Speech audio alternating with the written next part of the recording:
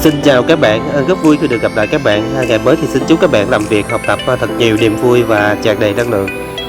Thời gian qua khi mình làm những cái video về những cái mẫu nhà giá rẻ được rất nhiều bà con mình quan tâm, gửi comment về nhờ mình tư vấn thêm những cái mẫu nhà có cái chi phí từ 100 triệu cho đến 200 triệu. Khi nhận được những cái comment này của mọi người thì mình cũng cảm thấy rất là xúc động các bạn, vì mình nhận thấy rằng cái khao khát xây dựng cho mình một cái ngôi nhà nhỏ với một cái chi phí vừa phải của mọi người là rất là lớn các bạn.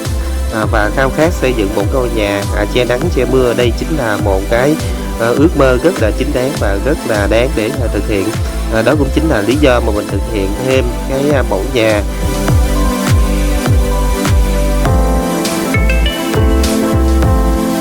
Mình cũng cảm nhận một điều là khi mà mình cầm trong tay một cái số tiền là 150 triệu cho đến 200 triệu mà mình quyết định mình xây nhà, có thể nói đây chính là một cái quyết định rất là táo bạo, và mọi người sẽ có một cái cảm nhận rằng mình rất là nhiều điều những lo lắng và băn khoăn, không biết cái mẫu nhà của mình có xây dựng hoàn thành được hay không và nó sẽ ra như thế nào. Để giải tỏa hết tất cả những cái thắc mắc và băn khoăn của mọi người thì ngày hôm nay mình sẽ chia sẻ với mọi người một cái mẫu nhà cấp 4 với cái chiều rộng bằng tiền là 4,5m, chiều sâu là 12m gửi đến mọi người tham khảo. Và mình kèm theo đó là mình có một số sự phân tích cũng giống như là lưu ý giúp cho mọi người hoàn chỉnh cái ngôi nhà cấp 4 giá rẻ được tốt hơn. Đó cũng chính là lý do mà mình thực hiện cái video này gửi đến mọi người tham khảo. Khi các bạn có dịp nhìn ngắm cái mẫu nhà này thì các bạn sẽ cho rằng đây chính là một cái mẫu nhà giá rẻ nông thôn, nhưng mà nó tạo một cái diện mạo mới rất là dễ thương phải không các bạn? Và có những cái đường nét cũng giống như là những cái điểm nhấn nhất định đặt để cho cái mẫu nhà cấp 4 nông thôn này. Không cần sử dụng những cái loại vật liệu cao cấp để trang trí như là gạch bóng kính, gạch giả đá, chỉ cần mà sử dụng cái màu sơn tạo một cái điểm nhấn, nó cũng đã tạo nên một cái hiệu ứng rất là đẹp phải không các bạn? Và cái giá thành của phần sơn thì bao giờ nó cũng rẻ hơn rất là nhiều so với những cái vật liệu trang trí khác. Đây chính là cái phần đặc để mà mình muốn trang trí cho cái ngôi nhà này. Bà con mình thường hay có câu thì tiền nhiều thì xây nhà lớn, tiền ít thì xây nhà nhỏ phải không các bạn? Hiện tại thì mình có tiền ít thì mình xây nhà nhỏ vừa đủ ở thôi. Còn khi mà mình có tiền nhiều thì mình có thể là xây một cái ngôi nhà lớn hơn. Với cái diện tích của ngôi nhà này, chiều rộng bằng tiền là 4,5m và cái chiều sâu là 15m. Như vậy tổng cái diện tích xây dựng của nó là 4,5 mà nhân cho 15 là 67m² phải không các bạn? Và mình tạm tính cái chi phí cho gia chủ là 3 triệu 1m², là tổng cái chi phí bằng tiền của cái ngôi nhà này là 200 triệu. Và được thiết kế theo một cái phong cách rất đơn giản, thiết chế rất là nhiều những cái chi tiết trang trí giúp giảm tối thiểu xuống thấp nhất cho cái mẫu nhà này. Về công năng thì được thiết kế đầy đủ công năng cho một cái gia đình trẻ các bạn. Cái phần sảnh trước là rộng 2m, một phòng khách kiêm phòng thờ, 2 phòng ngủ, một khu vực bếp, phòng ăn và một nhà vệ sinh. Có thể nói là rất là rộng rãi và lưu thông gió và ánh sáng rất là tốt cho cái mẫu nhà này. Tuy nhiên với cái giá 200 triệu mà mình đề ra cho cái mẫu nhà này thì nó còn tùy thuộc vào cái cách mà mình trang trí, cách mình sử dụng vật liệu và nhân công ở từng cái khu vực thì có thể là giá này nó sẽ tăng giảm nha các bạn. Đây cũng chính là một phần mà mình lưu ý, chứ không phải là ở cái khu vực nào thì nó cũng xây dựng là 200 triệu hết nha các bạn. Về vật liệu thì mình sẽ chọn cái gạch nền cho cái mẫu nhà này là 60x60. Còn về cái phần cửa thì sẽ chọn là cửa sắt màu trắng sơn tĩnh điện nha các bạn. Còn về cái phần trần thì sẽ được chọn là trần thạch cao vượt cấp hết cho cái toàn bộ cái ngôi nhà này. Còn ton thì mình sẽ chọn là ton hoa sen nha các bạn. Về cái phần sảnh ở phía trước thì sẽ được là giả sino lợp ton nha các bạn, chứ mình không có tiến hành đúc sino. Tại cái vị trí bên phải thì được thiết kế một cái cánh gà 200 và tạo một cái điểm nhấn trang trí bằng những cái lam gió. Mẫu nhà cấp 4 này được xây dựng trên một cái mảnh đất rất là rộng các bạn, và với cái chiều rộng bằng tiền của mảnh đất này nó khoảng là 10m các bạn. Vì hiện tại thì gia chủ có một cái kinh phí vừa phải thôi, chính vì vậy mà mình xây dựng nhà nhỏ trên một cái mảnh đất lớn, và gia chủ này cũng rất là đầu tư tập trung cái phần hàng rào các bạn. Về cái màu sắc phối cho ngôi nhà này mình sẽ lấy màu tím hoa gà làm nền, còn cái màu nhấn lúc này là màu trắng các bạn.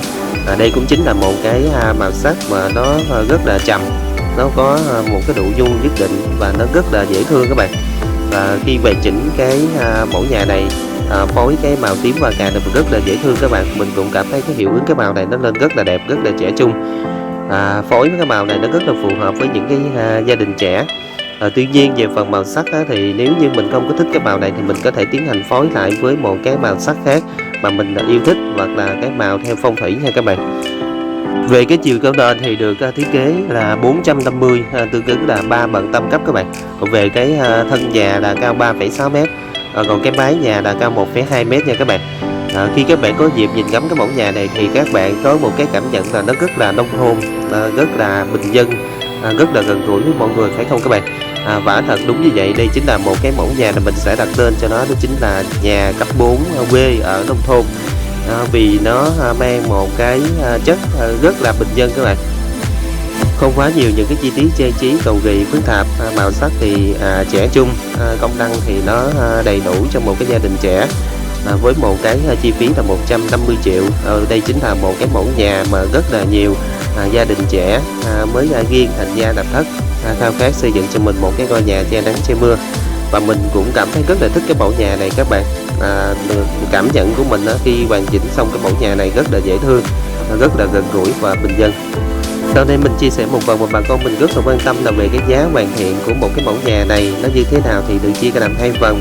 Phần thứ nhất là nhân công nó dao động khoảng từ 800.000 cho đến 1 triệu một mét vuông nha các bạn. Còn về hoàn thiện vật liệu và nhân công của mẫu nhà này thì nó khoảng là 3 triệu. Thứ nhất là móng cái nhà này là được giả móng nha các bạn. Gia chủ đã tiến hành bơm cái phần cái cát nền xong rồi, không có tính cái chi phí cát nền vô. Cái lưu ý thứ ba nữa là không bao gồm cái chi phí phần nội thất nha các bạn. Nội thất là tủ, giường, bàn, ghế, kệ bếp, lavabo, bồn cầu. Và lưu ý thứ tư là sẽ không tiến hành ốp gạch ngoại thất và nội thất cho cái ngôi nhà này. Vì với một cái kinh phí mà 160 triệu hoàn thiện cho ngôi nhà này, đó thực tế ra là nó cũng vừa đủ, chứ nó không có phải là quá cao, quá xa tầm với của nhiều người. Kèm theo một phần nữa là với cái chi phí này thì là không bao gồm cái chi phí làm cái phần sân, cổng và hàng rào nha các bạn. Cổng, sân và hàng rào mình sẽ thực hiện sau khi hoàn thành cái ngôi nhà chính xong. Và cái lúc này mình cũng khuyên mọi người là mình sẽ liệu cơm gắp mắm, mình còn lại cái chi phí là bao nhiêu thì mình sẽ tiến hành làm cái phần mà sân, cổng và hàng rào nha các bạn. Thậm chí thì có thể là cái phần cổng, sân, hàng rào này mình có thể thực hiện cách đó khoảng 1-2 năm sau thì mình làm nó vẫn rất hợp lý. Cái phần chính bây giờ là mình sẽ hoàn thành cái ngôi nhà chính trước. Mặt tiền thì cũng được thiết kế rất là đơn giản các bạn, đổ cột vuông 25 x 25. Tại cái vị trí cửa 4 cánh này thì mình sẽ đặt những cái ram đúc bằng bê tông nhằm giúp cho cái mặt tiền này nó lưu thông gió và ánh sáng được tốt hơn các bạn. Kèm theo đó nhà này nó có cái khoảng hở phía bên trái và phía bên phải, cũng giống như là cái khoảng sân nó rất là rộng, giúp cho cái việc lưu thông gió và ánh sáng của cái ngôi nhà này nó trở nên tốt hơn. Một cái ngôi nhà nhỏ đặt trên một cái khoảng sân lớn, kèm theo đó là hoàn chỉnh về cái mặt cổng và hàng rào.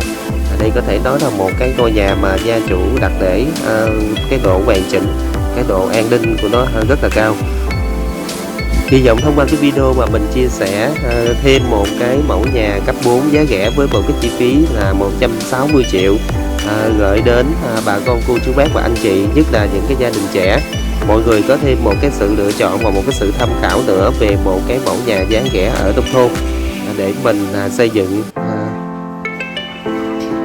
Video của mình đến đây là xin kết thúc. Bây giờ xin nói lời chào tạm biệt và hẹn gặp lại các bạn ở những cái video lần sau. Nếu mọi người quan tâm về cái mẫu nhà cấp 4 giá rẻ hiện đại này thì xin mạnh dạn để lại cái comment bên dưới thì mình sẽ tư vấn thêm cho mọi người. Vì trong khuôn khổ một cái video ngắn ngủi như thế này thì mình cũng chưa có thể trình bày hết và chưa có thể bộc bạch hết, để mọi người có được một cái sự hình dung được trọn vẹn hơn. Mình xin chân thành cảm ơn rất nhiều. Và bây giờ xin mời các bạn cùng nhìn ngắm lại một lần nữa vẻ đẹp kiến trúc của cái mẫu nhà cấp 4 giá rẻ 160 triệu mà mình chia sẻ trong cái video này nhé.